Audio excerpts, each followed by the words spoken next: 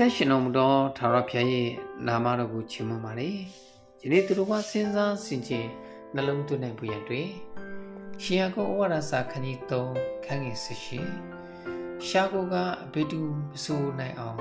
မဆုံးမနိုင်သောအဆိုညစ်ဖြစ်၏သိစေတတ်သောအစိတ်တောင်းနှင့်ပြည့်စုံ၏ရှင်ယာကုပ်ဩဝါဒစာကဖော်ပြတဲ့အခါရှားကိုဦးစားပေးထားပါတယ်။ရှင်ယာကုပ်ဩဝါဒစာခန်းကြီး3မှာရှားဟာအဘယ်သူမှမဆိုနိုင်အောင်မဆုံးမနိုင်တဲ့အဆိုးညစ်ဖြစ်တယ်။သိစီတောက်လည်းအစိတ်တောက်ဖြစ်တယ်လို့ဖော်ပြပါတယ်။ဒါကြောင့်ရှာဟာတေခြင်းနဲ့ရှင်ခြင်းကိုဖြစ်စေတဲ့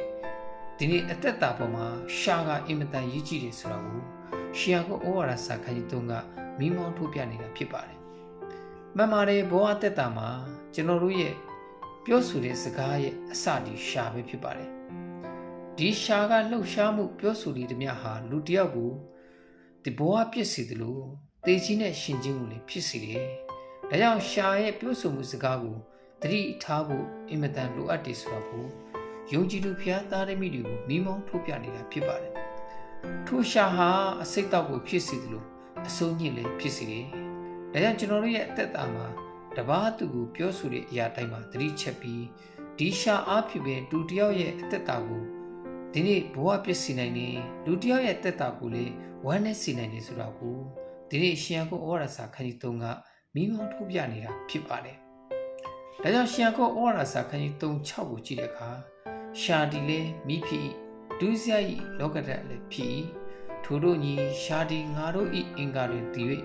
တကိုယ်လုံးကိုညှို့စီဇာတိစိတ်ကိုလည်းရှုတတ်၏မှန်ပါတယ်ကျွန်တော်တို့ရှာရဲ့ပြောဆိုမှုစကားကြောင့်မစင်မချင်းပြောဆိုတဲ့စကားကြောင့်တဦးနဲ့သူမုန်းတီးတယ်တဦးနဲ့သူရံပဲပြူတယ်တဦးနဲ့သူညှင်းခုန်ကြတယ်တဦးနဲ့သူရံဖြစ်ကြတယ်ဒီရှာအားဖြစ်ပဲဒုစရိုက်ကိုဖြစ်စေတာဖြစ်ပါတယ်ဒီရှာအားဖြစ်ပဲဇာတိရှိကိုလေမိရှုစေတာဖြစ်ပါတယ်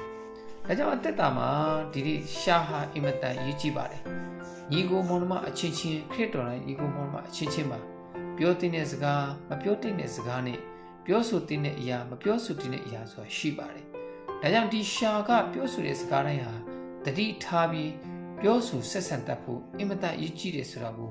ယုံကြည်သူဩဝါဒစာရှင်ယာကုပ်မှာဖော်ပြပါတယ်။ယုံကြည်သူတွေကိုမိမောင်းထုတ်ပြတဲ့ဩဝါဒစာလေးဖြစ်ပါတယ်။ဒါကြောင့်တက်တာထဲမှာရှာကတတိထားဖို့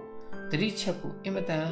အလွန်အရေးကြီးတဲ့အရာဖြစ်ပါတယ်။ဒီရှာအဖြစ်ထိချုပ်နိုင်တဲ့သူဟာဘုရားသခင်ရှေ့တော်မှာအင်မတန်ဖြောင့်မတ်တော်သူဖြစ်တယ်လို့ဒီနေ့ရှင်ယာကုပ်ကထပ်ဆင့်ပြီးသတိပေးနေတာဖြစ်ပါတယ်။ဒါကြောင့်ရှာဟာလူတစ်ယောက်ရဲ့တည်ခြင်းရှင်ခြင်းကိုဖြစ်စေပြီးဒီရှာဟာဘဝတက်တာကိုပြည့်စုံနိုင်တယ်လို့ဘဝတက်တာကိုအောင်မြင်စေနိုင်တယ်ဆိုတာကိုရှင်ယာကုပ်ဩဝါဒစာကထပ်ကတည်းကမိမောင်းထုတ်ပြနေတာဖြစ်ပါတယ်။အက်စတာဝတ္ထုခန်းကြီး2ခန်းငယ်1မှာတဖန်ရှင်ပြန်အာရွှေယုတီစိတ်တော်ပြီးတော့အခါ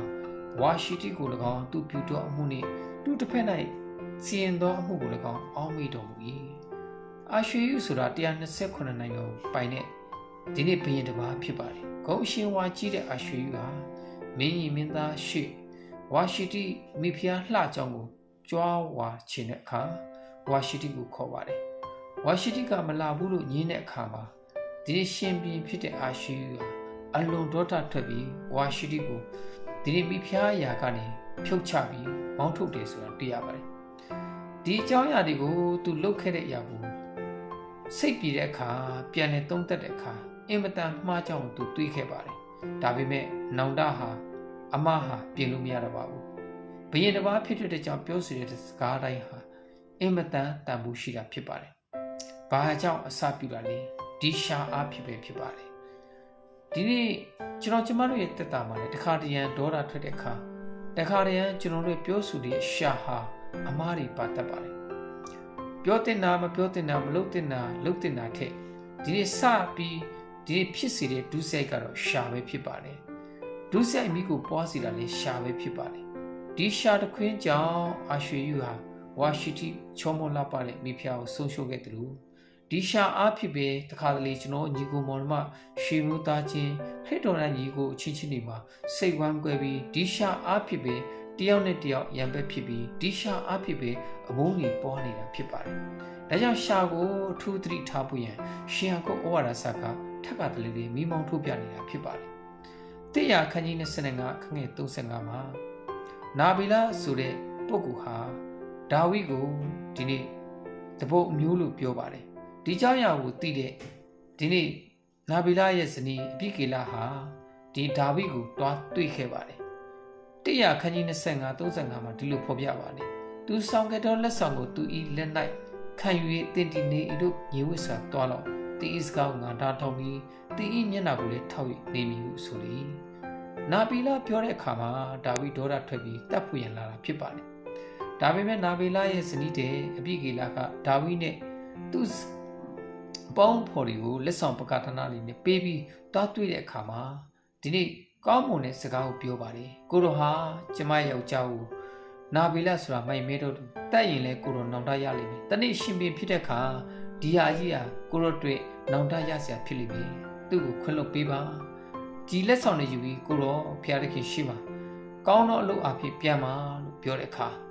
ချုံမိန်တဲ့စကားအဖြစ်ပြောတဲ့ဒါဝိကိုဒီဒါဝိရဲ့နှလုံးသားဟာညှဉ်းညွတ်စေပြီးပြန်သွားတယ်ဆိုတာတွေ့ရပါတယ်တကယ်တော့ဒီနေရာမှာစင်ကျင်စရာကတော့နာဗီလာပြောတဲ့စကားဟာလေရှာကနေလာတာဖြစ်ပါတယ်အပိကေလပြောတဲ့စကားကလည်းရှာနေဖြစ်ပါတယ်ဒါပေမဲ့ဒီဒါဝိစစ်ကိုပြောစီတာကတော့အပိကေလရဲ့စကားတစ်ခွန်းလေးကြောင့်ဖြစ်ပါတယ်ဒါကြောင့်ကျွန်တော်တို့ရှာတဲ့ပြောဆိုစကားမှုကပြောဆိုတိုင်းဟာစကားတိုင်းဟာတူညီပေမဲ့ဒီနေ့လူတစ်ပါးရဲ့အသက်တာကိုဒေါသပြည့်စည်တယ်လူတရားရဲ့အသက်တာကိုဝမ်းမြောက်စေတယ်လူတရားရဲ့စိတ်ကိုဒီနေ့ပျော်ရွှင်ဝမ်းမြောက်ခြင်းနဲ့တူအသက်တာကိုရှင်လန်းစေတာဟာလေရှာပဲဖြစ်ပါတယ်အောင်မြင်ခြင်းကြာဆုံးခြင်းကလည်းဒီရှာပဲဖြစ်ပါတယ်တည်ခြင်းရှင်ခြင်းကိုအုပ်ဆိုးတာလေဒီရှာပဲဖြစ်ပါတယ်ဒါကြောင့်စကားပြောလိတည်းများဟာဘယ်လိုမျိုးစကားပြောသလဲဆိုတာကိုမိမိရှာကိုသတိထားပြီးဒီနေ့ဘုရားသခင်ဘုန်းတော်အတွက်ချီးမွမ်းတတ်တဲ့ဘုရားသခင်ဘုန်းတော်အတွက်အထောက်အကူပြုတဲ့ရှာတွေဖြစ်ဖို့အင်မတန်ရည်ကြည်ပါတယ်ဒါကြောင့်တည်ခြင်းရှင်ခြင်းကိုအုပ်ဆိုးတဲ့ရှာဒီမိမိသက်တာမှာအကောင်းဆုံးဒီထိန်းချုပ်နိုင်နေဆိုရင်ဘုရားသခင်ရှိမှာအံ့ဖွယ်တော့အသက်တာဖြစ်တယ်ဆိုတာကိုခွန်အားပေးနှုတ်ဆော်တိုက်တွန်းချင်ပါတယ်